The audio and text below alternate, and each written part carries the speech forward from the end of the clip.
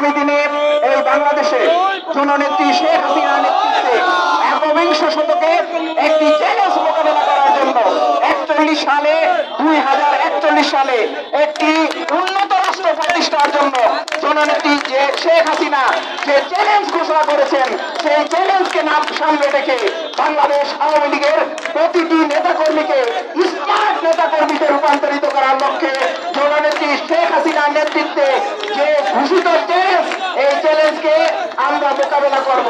পল্টন থানা আওয়ামী লীগ, 13 নম্বর ওয়ার্ড আওয়ামী লীগ সবাইকে ধন্যবাদ জানাই। 13 নম্বর ওয়ার্ড আওয়ামী লীগ পল্টন থানা থেকে এসেছে, তাদেরকে ধন্যবাদ জানাই। মুসলিম উদ্দিন মুরাদের নেতৃত্বে 50 নম্বর ওয়ার্ড আওয়ামী লীগ এসেছে, তাদেরকে ধন্যবাদ জানাই, অভিনন্দন জানাই। 19 নম্বর ওয়ার্ড আমাদের কি আসছে, রিমন, ভাতিজা রিমনের নেতৃত্বে মিছিল এসেছে, মিছিলকারী ভাইদের ধন্যবাদ জানাই। মিছিলে মিশেছে সবাই ভরে যাবে।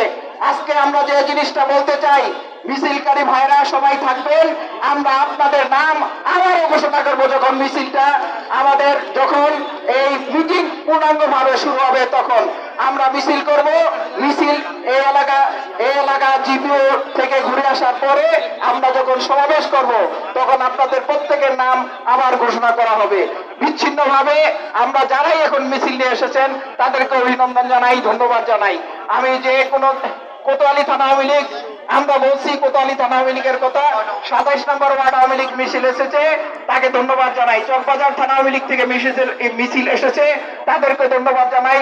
32 নম্বর ওয়ার্ড আওয়ামী লীগ থেকে মিছিল এসেছে, তাকে ধন্যবাদ জানাই। আমরা 45 নম্বর ওয়ার্ড আওয়ামী লীগ থেকে হাসান আসকারীর নেতৃত্বে মিছিল এসেছে, তাকে ধন্যবাদ জানাই।